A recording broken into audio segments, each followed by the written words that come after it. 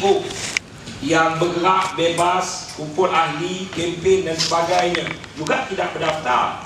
Tapi kami tak mentadbir negara. Kami tak menguruskan sistem perundangan sampai peringkat yang tertinggi. Kami cuma kempen kesedaran berdasarkan satu dua isu. Tetapi persoalannya saudara, hari ini kalau organisasi itu sendiri tidak boleh, yang mentadbir negara yang berada di atas tidak boleh menghormati lunas undang-undang dan kedaulatan undang-undang yang menjadi paksi kepada rukun negara, bagaimana dengan nasib negara itu? Dan inilah punca masalah dalam negara kita pada hari ini. Lagi ada sebarang tambahan atau soalan? Ya, Pak Saki. Hari ini saya menguruskan kempen untuk UMNO. Jadi saya nak tahu adakah ini melibatkan Barisan Nasional? Karena apabila UMNO itu diharapkan, UMNO menjadi pengurusi kepada Barisan Nasional dan Barisan Nasional dan mengendalikan semua masyarakat Barisan Nasional. Adakah sebagai pandangan pada agama kita, Barisan Nasional juga haram? Satu. Yang keduanya, saya nak menambah sedikit apa yang Cik Puan kata berhubung dengan pengharaman UMNO. Sebenarnya 10 hari sebelum UMNO diharamkan dalam tahun 88, saya terserempak dengan Tun Abdullah Badawi di ground ke Bank Islam Kuala Lumpur, dan dia membawa saya naik ke tingkat 20 lebih dibangun itu. Jadi dia suruh semua orang-orang dia keluar. Saya berjumpa 4 mata dengan Tun Abdullah Badawi yang pada masa itu dia sudah dipecat daripada Menteri Tahanan. Saya memaklumkan kepada dia bahawa Dr. Mahathir sedang bersiap sedia untuk membentuk suatu parti baru, kerana dalam keputusan mahkamah yang akan diumumkan beberapa hari selepas itu, UMNO akan diharamkan. Dan ada tanda-tanda bahawa Dr. Mahathir mahu UMNO itu diharamkan. Jadi bagi orang yang menentang tim A, UMNO yang menentang tim A mana tim B, tidak akan dibenarkan untuk menyertai UMNO yang ditubuhkan oleh Dr. Mahathir. Jadi Dola Badawi tanya saya, adakah benda itu betul? Saya kata, ini saya nak bagi tahu awak, inilah maklumat dia. Jadi kalau nak percaya, percayalah. Terbukti bahawa 10 hari lepas itu UMNO diharamkan. Itu saja yang saya nak sampaikan. Terima kasih kepada tokoh wartawan kita, Pak Safi, yang saya gelar dia ni merupakan buku sejarah bergerak hebat, bahan rujukan kita. Melengkapkan bahawa bagaimana UMNO itu menguasai dan mencampuri urusan mahkamah 10 hari sebelum keputusan, saudara, dia boleh tahu keputusan tersebut apa dia. Jadi kerana itu saya menyebut dan saya mengulang bahawa semua ini terjadi apabila mereka memikirkan mereka mengatasi undang-undang. Mereka boleh campur urusan Raja-Raja Melayu, tarik kuasa. Mereka boleh campur urusan mahkamah dengan penetrate mahkamah. Mereka boleh, kan itu sampai sekarang, kan itu politik keganasan. Sebab mereka fikir mereka atas undang-undang. Mereka fikir, oh polis tak boleh bertindak. Oh tak apa, kita UMNO. Kita biasa dengar benda itu sebelum ini. Tak apa, kita UMNO. Oh tak apa, kita yang berkuasa. Kenapa? Kerana budaya dan tradisi ini dimulakan kerana mereka bergerak dalam satu organisasi yang haram. Cuma dalam bab Barisan Nasional, kita akan tengok dengan lebih lanjut lagi benda ini. Tetapi kita bukan tak biasa, Pak Saki. Presiden MCA pun pernah menjadi pemangku Perdana Menteri Malaysia dan pemangku pengurusi Barisan Nasional. Itu kita kena ingat betul-betul peristiwa tersebut. Jadi tak apalah, itu urusan mereka. Kerana kita mengajak rakyat Malaysia, khususnya kelompok muda, isu ini bukan sahaja berpaksikan kepada isu politik kepartian semata-mata. Kita bukan mengharamkan UMNO untuk memenangkan A, mengharamkan UMNO untuk memenangkan B, tetapi mengharamkan UMNO untuk menyelamatkan negara daripada ditakbir oleh sebuah organisasi haram. Okey, ada sebarang tambahan lagi ataupun ni? Ya, Dato'. Ya, Dato'.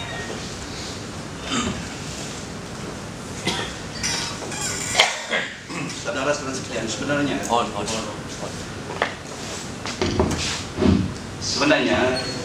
BN is above the law. Nanti saya akan terjemahkan, pulaskan. Perikatan ditubuh oleh penjajah British. BN ditubuh oleh pengarah kerajaan Mageran. BN yang bernama, ada lagi satu BN bernama BN, tapi bukan BN, ditubuhkan oleh kerajaan Dr. Mahathir Mohamad. Itu sebab dia above the law. Arti dia boleh buat apa? Dia kerajaan, dia sistem politik negara. Dia buat apa saja. Dia bunuh orang, masukkan orang dalam penjara, tipu sana, tipu sini. Apa dia boleh buat?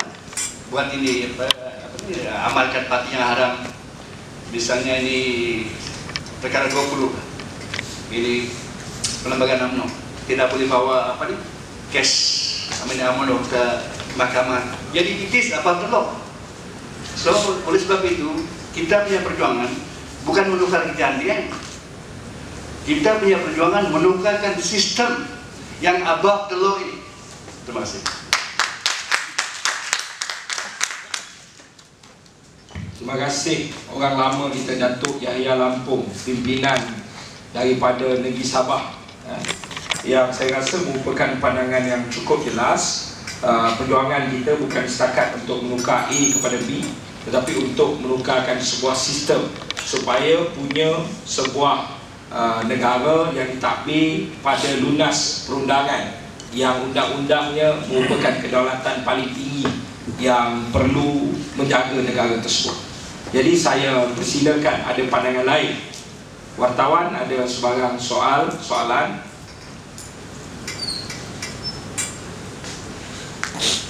Ada lain? Kalau tak ada kita oh ya, silakan.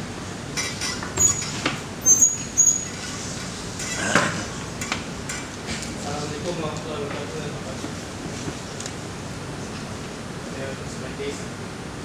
Saya nak isi pandangan. Saya nak merujuk pada pemilihan Dewan Perwakilan Jakarta, Gabungan Dewan Perwakilan Jakarta. Cuma saya tak nak tahu, maklumat saya tahu berapa banyak bloggers atau Facebook, Twitter yang bersama dengan kita.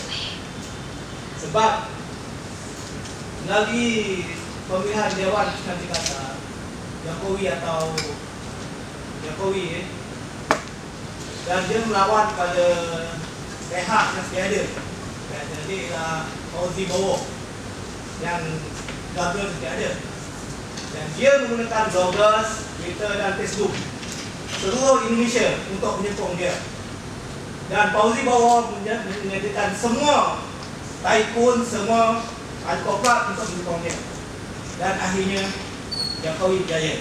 Dan kalau kita ada bloggers yang banyak, Facebook yang banyak, seluruh Malaysia menyokong perjuangan kita akan baik. Mudah saja kita punya tagline, UMNO parti haram, rakyat jangan sebut, jangan diam. Kalau kita ada satu bloggers yang banyak, Twitter yang banyak, Facebook yang banyak, kita akan boleh kalah. Dan akhirnya kalau kita tidak boleh bawa UMNO ke proses undang-undang, kita bawa UMNO ke proses pilihan raya. Ini yang dibawa oleh Jokowi. Dia boleh mengalahkan satu ketemukan yang kuat. Fauzi Bowo menguasai semua tycoon di Indonesia. Berbelas-belasnya bajet dia untuk menang pilihan raya Gubernur Jakarta. Tapi Jokowi dengan peranan bloggers, Twitter dan juga Facebook boleh mengalahkan. Sehingga kan polling survey pun dikalahkan oleh Jokowi. Jadi kalau kita nak berjaya ini, saya ingat pergi proses mahkamah itu lambat. Kita pergi proses pilihan raya. Kita ada kurang 2 bulan pilihan raya dan kita mesti gemblengan semua tenaga kita bloggers kita, penulis kita, Facebook kita satu Malaysia untuk menyatakan bahawa UMNO parti haram, jangan undi dalam raya. Sekian, terima kasih.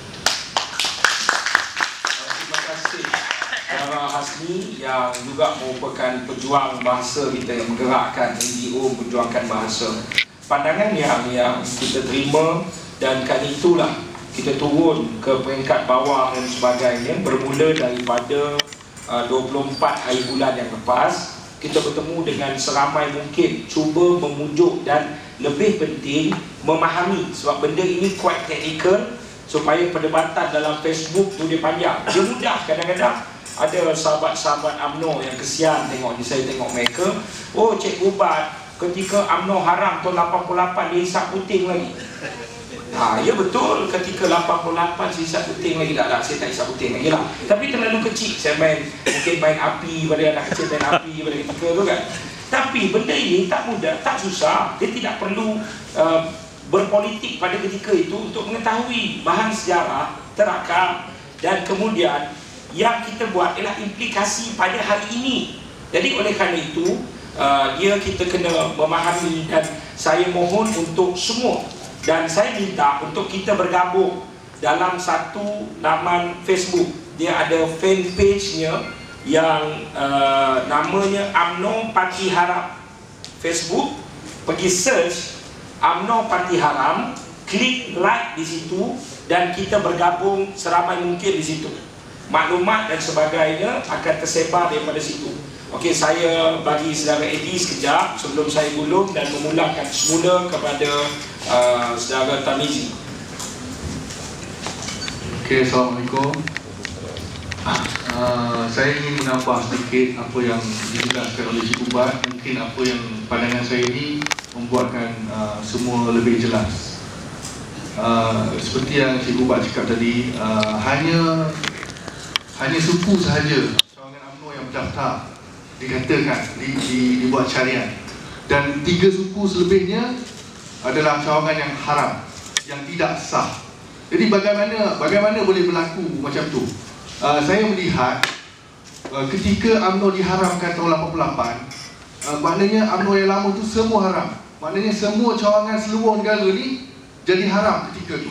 Belum dibarukan lagi, belum dihidupkan lagi, dah jadi haram. Selepas itu UMNO dibarukan, UMNO baru ditubuhkan. Ketika UMNO baru ditubuhkan, hanya ibu sahaja ditubuhkan ketika itu. Yang cawangan-cawangan bahagian belum daftar lagi, dan dia berpanjangan sehingga hari ini. Ketika yang sama, UMNO dia rasa negara ni bapak dia punya. Dia rasa negara ni mereka perintah negara ni, mereka boleh buat apa yang mereka suka. Jadi mungkin ada kelekaan di situ, jadi tak ada pendaftaran untuk cawangan-cawangan yang sebelum ini memang wujud tapi dah diharamkan. Contohnya macam cawangan di Perak, mana-mana cawangan di Perak dulu dah wujud dah cawangan tu, tapi dah diharam. Bila diwujudkan UMNO baru, mereka rasakan kira ada lah tu, kira wujud lah tu, kira masih wujud lah sebab nama pun UMNO, sedangkan ianya bukan UMNO yang lama tapi UMNO yang baru. Inilah yang mungkin telah berlaku, dan kita gerakan kita menyeluruh, di mana seluruh negara kita minta pemain-pemain kita untuk pergi ke ROS untuk cek cawangan-cawangan UMNO ni yang mana yang belum didaftarkan dan tidak sah. Okey, terima kasih. Okey, ada sebarang pertanyaan sebelum saya melakukan pergulungan. Okey, saudara, kempen kita hari ini jelas, matlamatnya jelas. Jadi peranan semua. Pertama sekali, menggunakan segala medium yang ada untuk menjadi ejen penyampai penerangan kenapa UMNO organisasi yang haram ke seluruh pelosok negara.